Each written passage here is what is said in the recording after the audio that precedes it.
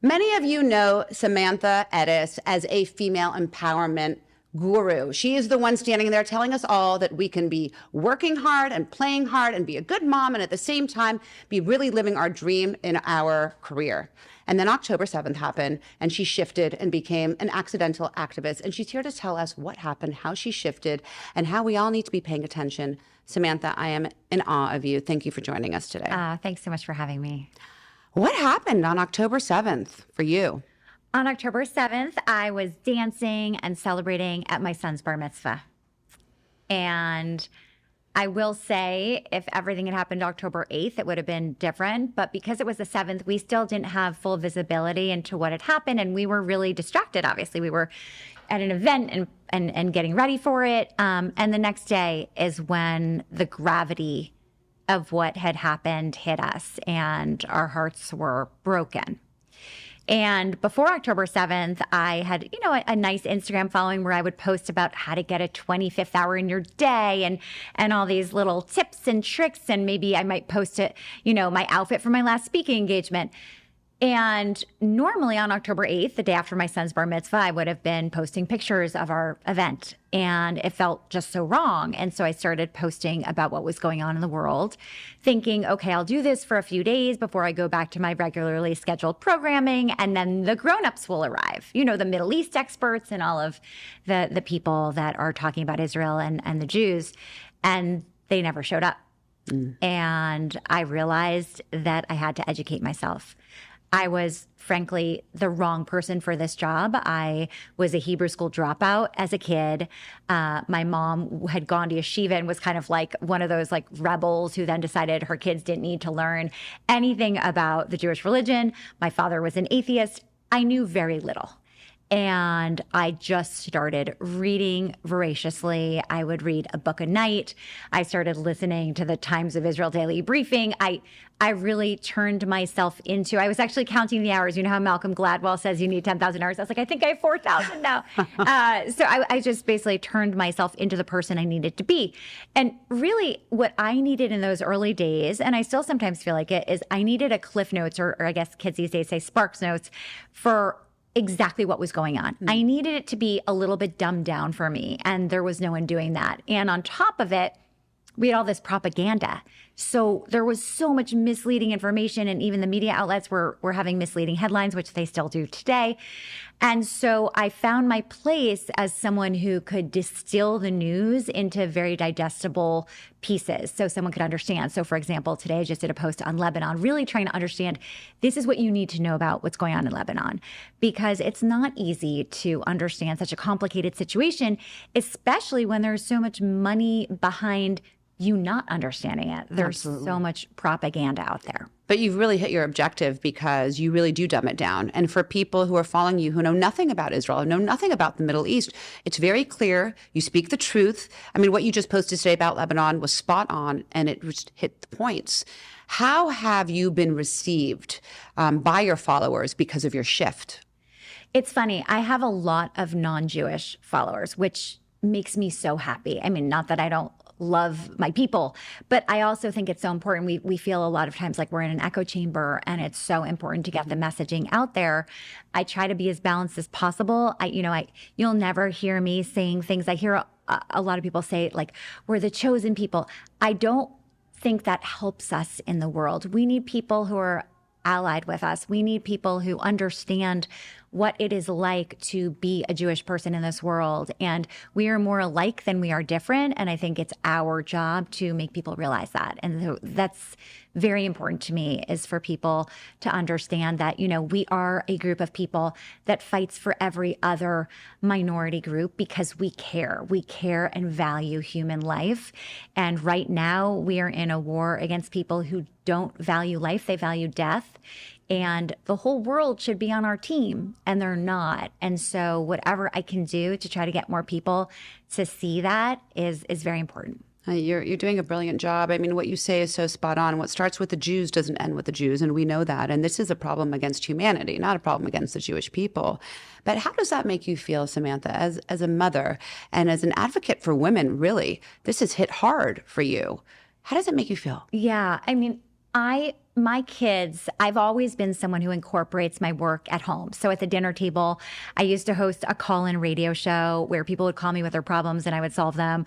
And I would bring the problems to the dinner table. And my kids were much younger, but I would say to them, how would you solve it? And my 3-year-old would say something very rudimentary, or, my 5-year-old, and we'd go up from there. And so because of that, I've always found a way to bring my work into my home. I feel that what a lot of moms make the mistake of doing is feeling like that's separate, and they're apologizing to their kids as they're walking out the door in the morning. And I'm kind of the opposite. Like, I get to go and meet with Sharon today, and it's going to be so exciting. And I can't wait to tell you about my day. And when you get home, I can't wait to hear about yours.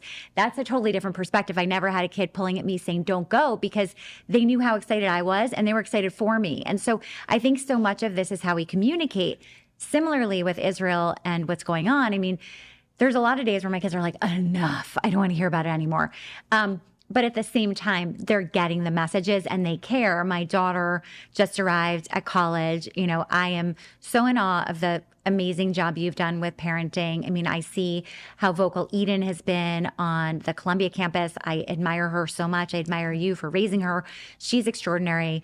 It was funny because I said to my daughter the other day, oh my gosh, thank God you didn't end up applying to Columbia.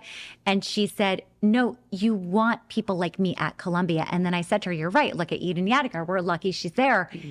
And I think she understands her job. Like, she understands that we need her at every campus. We can't just all run to Brandeis, because we need to be on every campus, and we can't run away from the rooms that don't feel welcoming to us. And already she's getting involved, and I see her making a difference. So I think that for all of us, it's so important that we share our values and the truth with our children. Your kids just don't end up just being radicalized by accident.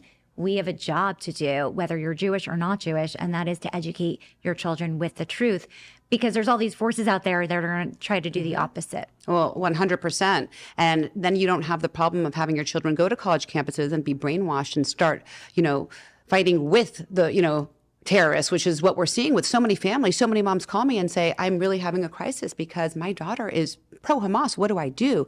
And so, Samantha, when you're home having these dinner table conversations, it's really important, because then you are really 99.9% sure that they are going to be on the right side of history, and you're not going to have to worry. But since you shifted with your profession on October 7th, are you feeling, a lot more stress, I'm sure, but a lot more purpose as well with all of the work you're doing? I get up every day and I love what I do. And people will say to me, oh my gosh, this must be so hard. How are you surviving? I've always been good at compartmentalizing. And I like to say you couldn't do this work if you didn't have closed pores during the day. I do not feel every piece of pain I write about or post about or do a video about. If I did, I couldn't do the work. It's kind of like being a parent. You can't ride the roller coaster every day with your kids, or you won't be there as an authority figure or as someone they can count on and trust. It's the same thing. I feel an obligation. I know I'm doing my best. I'm doing the work every day of trying to figure out what the news is and distill it for my audience. And that's what's super important to me. And while I'm doing that, I'm not feeling everything. I couldn't do it. Couldn't do the work if I didn't have closed pores. And so I feel like for all of us, I have people in my DMs every day going, oh my gosh, I can't stop crying. And I think if you know you're making a difference, it's easier to not cry all day because you're doing what you can, right? And I think it has to do with being present where we are. When I am working, when I'm sifting through Telegram and my news outlets and figuring out what the news is, I'm working. That's how I see it. Or I'm writing and I'm doing videos, whatever it is, I'm working. And then I'm shifting and I'm parenting. But I'm going back and forth. I'm not in both places all the time. And I think to be successful at whatever you're doing, to make a difference in anything, that helps. The other thing I've noticed is I'm not someone who spends a lot of time looking in the mirror, going on yoga retreats. I'm very focused on being out there and being engaged in the world. And that is what drives me. And I think that the more outwardly focused we are, the more fulfilled we are and the happier we are. I mean, what you just said was such great advice for everyone in any space that they're living in, because it makes so much sense. It's so brilliant.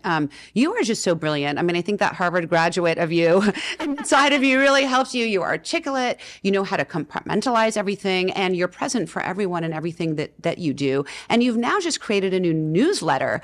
Can you look into the camera and tell us all what the newsletter is, how people can subscribe, and how they can get the information? So I've always loved to write, been passionate about writing, but I sort of got into this mode of I'm just doing videos, and that's what I'm doing, and I'm just constantly pushing out news. And Zibby Owens, who is a dear friend of mine, and she invited us both to contribute to this book that's coming out in a few weeks called On Being Jewish Now. I think it's already #1 in Amazon in the Jewish category. It's crazy. And I was with Zibby a few weeks ago, and she's like, why don't you have a newsletter? And I said, well, I had a work-life balance letter for over 10 years. Every single week, I was religious about it. And on October 7th, I abruptly stopped. Never even said a word to my audience as to why. Just cold turkey stopped. And after this conversation with Zibby, I was like, why don't I do a newsletter? And I came up with a name really quickly, which is the Jews Letter, which, you know, is obvious. I couldn't believe it wasn't taken. And I thought, okay, I'll do the Jews Letter, and I'll start out with a once a week kind of thing. And there's so much news all the time that I find myself posting 4 times a week. And it's so much fun for me. And it's, you know, everyone has their thing. And for me, writing is my thing. It's the medium I'm most comfortable in. So I love to write, and I'm just like pumping out content. And then the other thing I've been doing for a while now is good Jewish news. So starting early this summer, I started doing 4 things a week that are positive. And they never have to do with warfare. I'm not like cheering for killing people or anything like that. That still makes me super uncomfortable. I mean, obviously I'm rooting for the non-jihadists to win, period. And I think the whole world should be. But in terms of good Jewish news, I'm trying to find the world's oldest couple that just fell in love, or, you know, the first Jewish baseball player on this team. And so I'm curating it every week, but I only do 4 pieces a week on my videos. And so now I do a good Jewish news thing, which is like the top 10 things a week on my Jews Letter. So it's been really fun for me, and very, you know, rewarding too. And really informative for anyone who doesn't know what's going on, who's not in the Jewish space, who's not immersed in it. It's a great newsletter because it's so informative, and it's quick and to the point and really well written. So thank you for doing that. And how can people subscribe to it? How can they get it? It's on Substack. It's the link is in my bio on Instagram at Samantha Ettus, and it's called The Jews Letter. Amazing. Amazing. Samantha, I can't believe it's been a year. It's been a year since October 7th. Yeah. And you've been at this every single day. I mean, 10 hours a day, nonstop. What has been the biggest lesson you've learned for yourself as a woman through this process? Well, first of all, I think the most important thing is getting comfortable using your voice. I feel like I had a leg up because I was already using my voice to fight for women. So it was an easy transition for me to use my voice to fight for the Jews. And we need as many voices as possible. And one thing I like to say to people is you don't have to have a giant platform to make a difference. Again, like what you said earlier, if you are talking about this at your dinner table with the young people you are raising, you are making a difference. If you are talking about it at work and pushing for, you know, Jews to be part of the DEI curriculum, you are making a difference. There are so many places to make a difference. If you see something that's wrong at your child's school and you fight for it, it's about not staying silent in every arena. We need to have our voices in every single room. I think one of the things that I've been so passionate about is this idea. I'm sure you've seen so much online polarization of the presidential election coming up. And I have just really stayed out of it for the most part, because the last thing we ever need to do is be divided. And I am not under any illusion that I'm going to personally impact this election. And so what my job every day is to do is to inform and to unite the Jewish people. And dividing us is not going to help. And the way I really feel about this election is that no matter who you are voting for, no matter who wins, whether it's Trump or Harris, we need to have our voices in either room. So we need influential voices in the ear of whatever candidate wins. So we need to root for us to be on both sides. That's right. This is not partisan. This is about a people and unifying. And I love what you said. Your objective is really to educate and unify people. Correct. And that's what you're doing. And you're doing it, Samantha. And I know it's a burden, and I know you carry yourself so eloquently and so gracefully, but I know there's a huge weight because it's such a personal issue. And I really thank you for all that you're doing, because you're inspiring so many other women to step up and to speak up. Thank you. And I feel the same about you. You know, you and I met post October 7th. I feel that's the one thing I've gained. It's so weird to say you've gained anything since October 7th because there's almost this guilt involved. Right. But my life has improved personally because of all the new friends I've made post October 7th. And I like to think of it, you know, when you go to Grand Central Station and you're waiting for your train, it goes, that's how I think of our friendships and our networks. Yes, we can all count the friends we've lost and we can tell stories about them, but we can all tell stories about the friendships we've made post October 7th and how strong our community is. And that really drives me. I mean, a whole world has opened up to me of people that I really admire, both Jewish allies and Jewish people. And I am so grateful for that. Agree with you 100%. Yeah. Definitely has brought us together, and we're stronger when we're unified and we bring light together. And that's what we're doing. Thank you, Samantha Ettus, for all that you do. You really are pure light in this world of darkness. Continue to do all the great work you're doing. For anyone who doesn't follow Samantha, make sure you follow her, subscribe to her Substack, and together, each of us have a voice, like Samantha said. So let's use it. Let's step up. It's been a year since the most brutal attack on our people, and we need to move forward, unifying light and love. And we hope to see you all next time right here on Moms Matter.